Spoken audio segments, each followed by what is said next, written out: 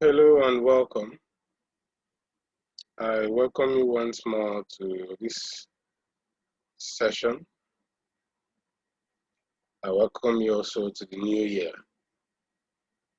As we are preparing for the exams, I wish to have this class to conclude our discussion on strategic marketing management.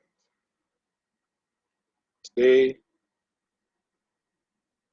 we'll take a look at the decision processes around the 4Ps.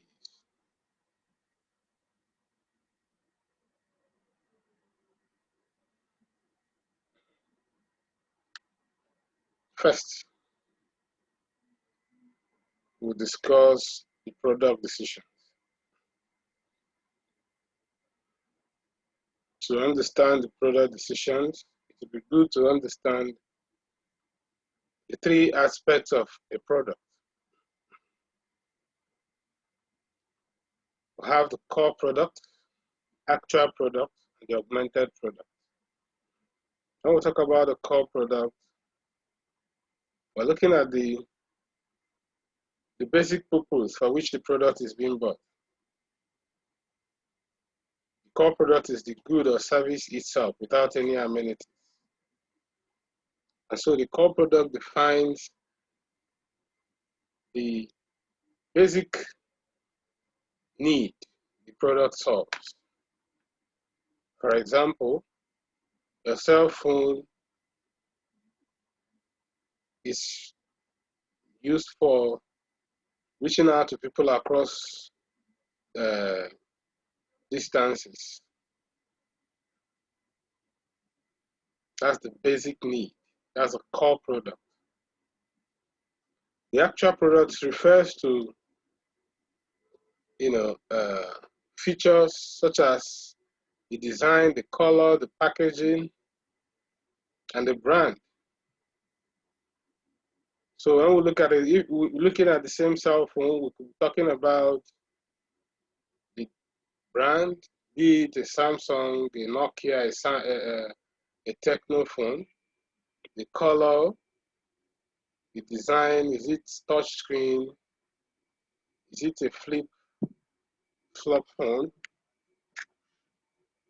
and all whatnot. The actual product explains the physical dimensions that also adds to the benefit that customers get when they purchase the product. And lastly, the augmented product. These are additional customer values, which are either the core or the actual product, or they help in improving the customer's experience from that purchase. And so, in as much as they are not the basic need or physical features, but they are also important. These include warranties, guarantees, and service benefits, such as installations and all of it.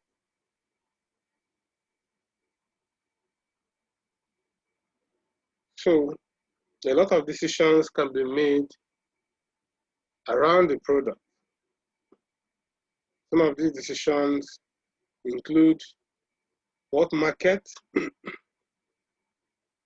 are we targeting, who are our customers, what design should we give this product, what customer benefits should this product meet, how does the product fulfill customer needs and wants, and how competitive is our product. These questions will help an organization to take appropriate decisions with regards to their product.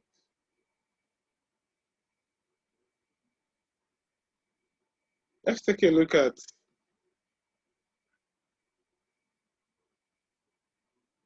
Ansoff matrix. Ansoff matrix helps in taking product decisions, or rather to create some product strategies. And the matrix provides 4 basic strategies.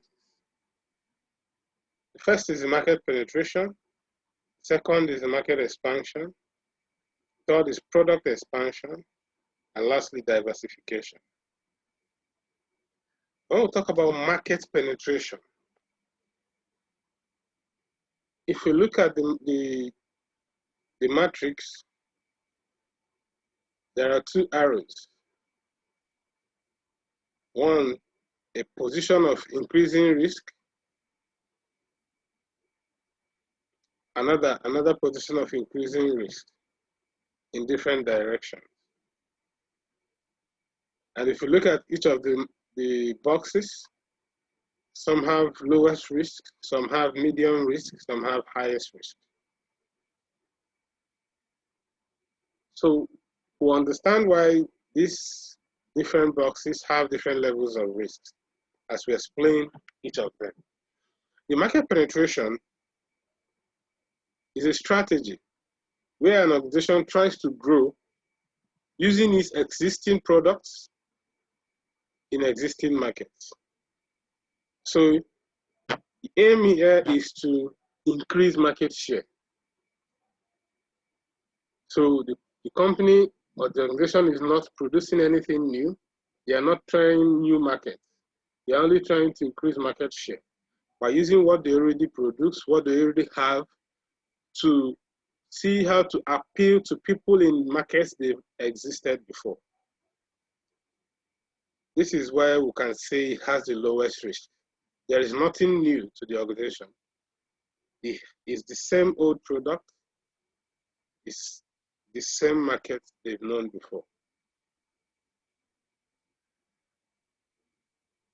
And this can be accomplished by reducing their prices, by increasing promotion and distribution efforts, possibly through acquisition of a similar brand, and some mild product refinement. These are the things they could do to appeal to a new market, to appeal to a new market segment within the same market. The second is the market development. In market development, a firm tries to grow into new markets using existing products. So there is an additional risk the organization takes by taking a step into a new market altogether, a market they've never done business in. And this can be accomplished by identifying a different customer segment, by going into a different product,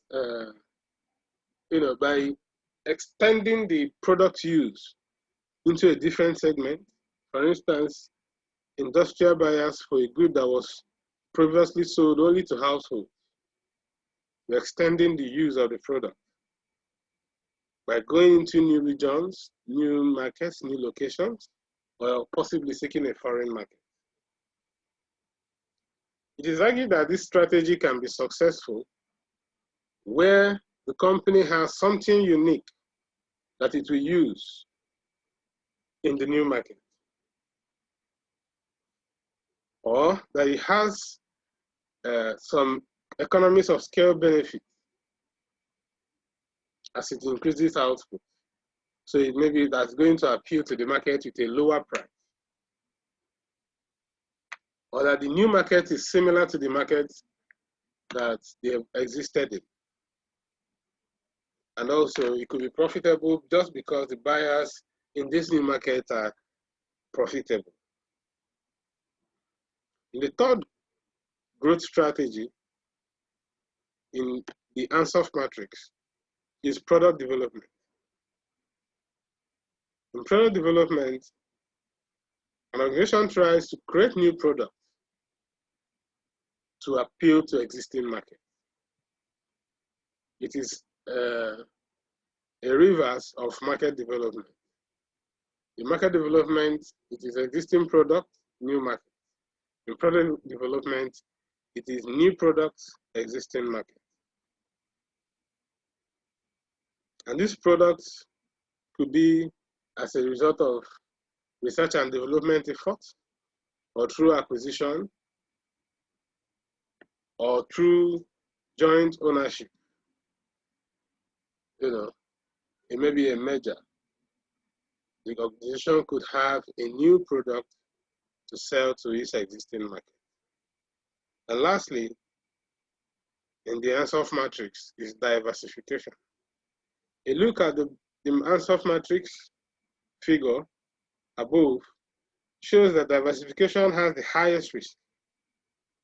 And it has the highest risk because in diversification, an organization tries to grow its market share by introducing new products in new markets. So it is entirely risk-laden. It's entirely risk-laden because the product being sold has not been sold before. The market is not familiar. And so it's the riskiest strategy of all.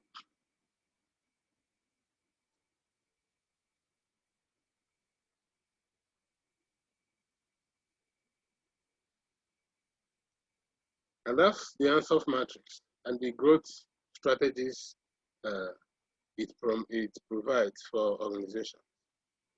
Let's take a look at some pricing decisions. I will talk about price. A lot of times, what comes to mind is money.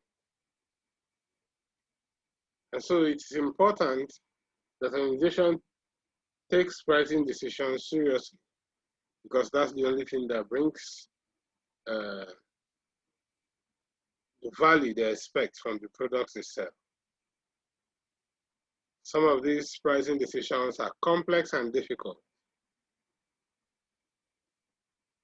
because in most cases, a whole lot of factors need to be taken into consideration. The company's perspective, customers' purchasing power, competitors, and the marketing environment as a whole.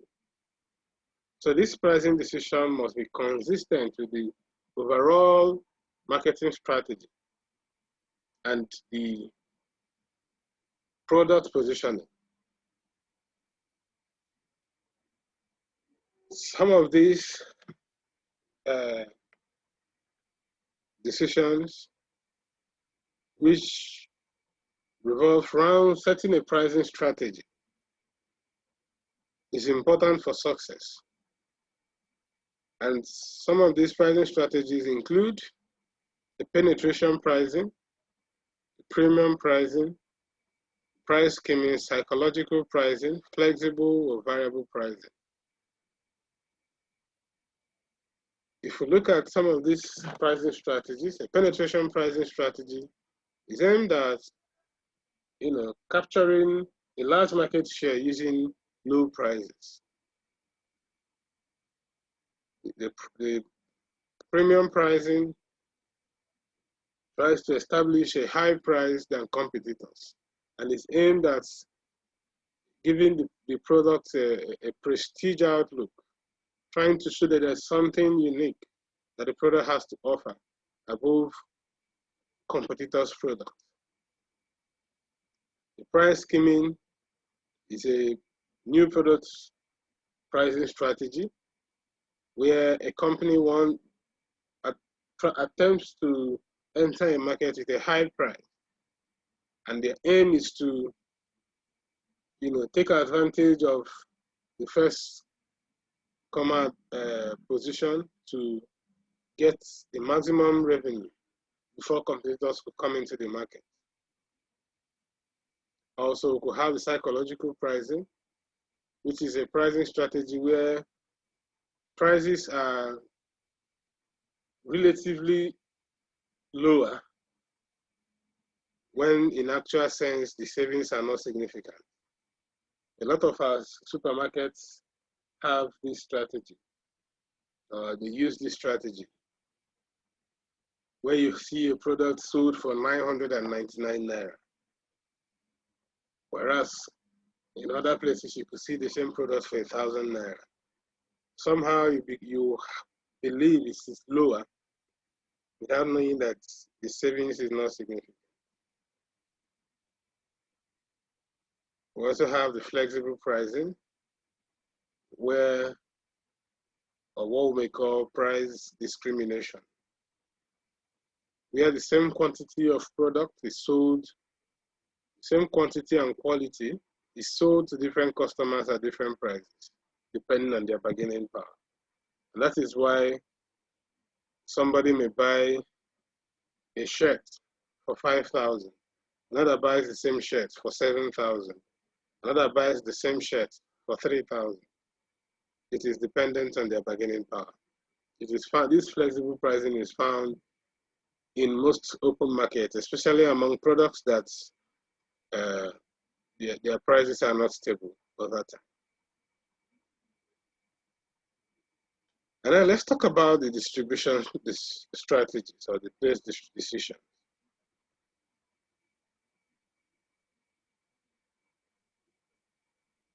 When we talk about the place, we're looking at physical distribution, logistics, warehousing, and all the necessary elements that needs to get the product from point of production to point of consumption.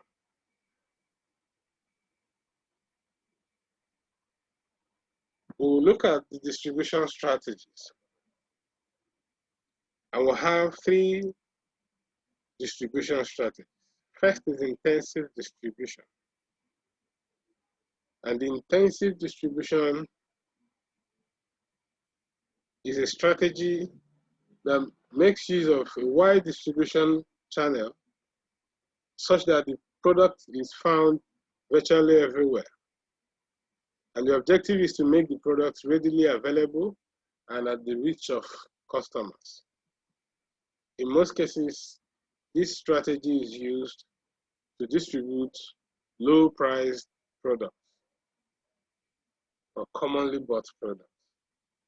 Products that you do not need so much effort to make purchases of.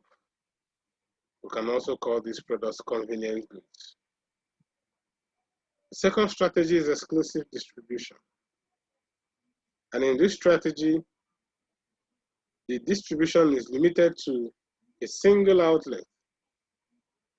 The product is usually highly priced and requires that intermediary who has details about it to sell them. This distribution is used for luxury goods. For example, some luxury vehicles, which are sold through some exclusive dealers. You could believe with me that if you walk around town or drive around town, you will see a lot of car dealer shops. But some luxury cars may not be found in any of those car shops. I've never seen a Bentley in an open car shop, or you see a Lamborghini. These are luxury automobiles, and they are sold through some exclusive dealers. Number 3 is selective distribution. The selective distribution strategy makes use of a limited number of outlets. And this limited number of outlets are individuals or organizations who have expertise in the sale of those products.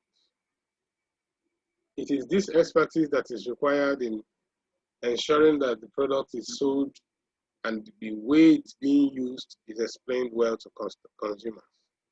So consumers are also get to interact with people who are knowledgeable about the product they are looking up to buy. Example is electronics, mechanical parts, machinery.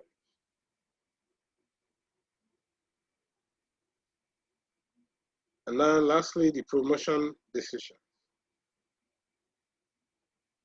When we talk about promotion, we're looking at marketing communication. It means by which organization tries to reach out to potential and actual customers to tell them about their product, about their prices, about where they can get them.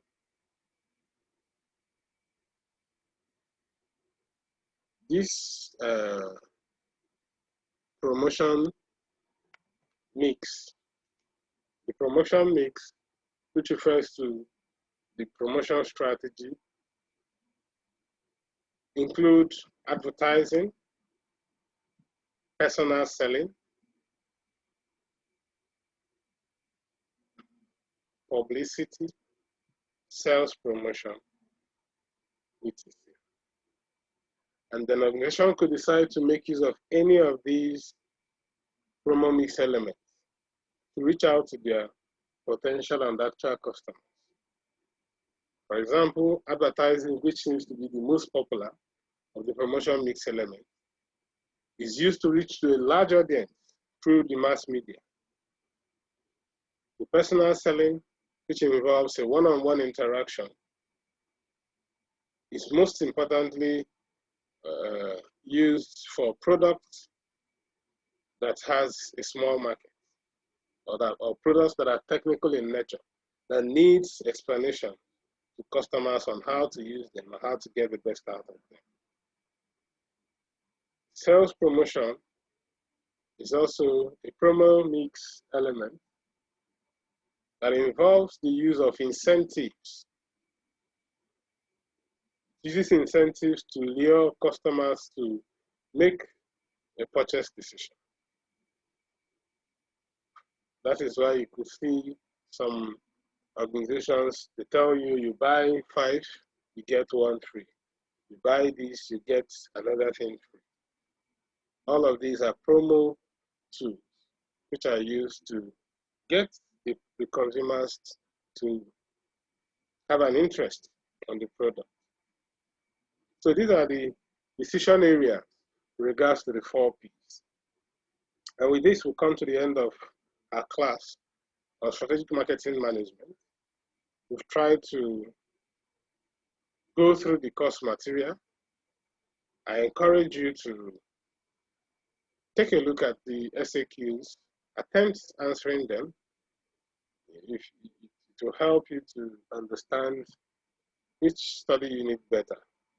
Also, if you have anything you want to talk about, comment on the discussion panel on the website, and we'll take it up from there. Thank you very much for your time, and I wish you all the best in it.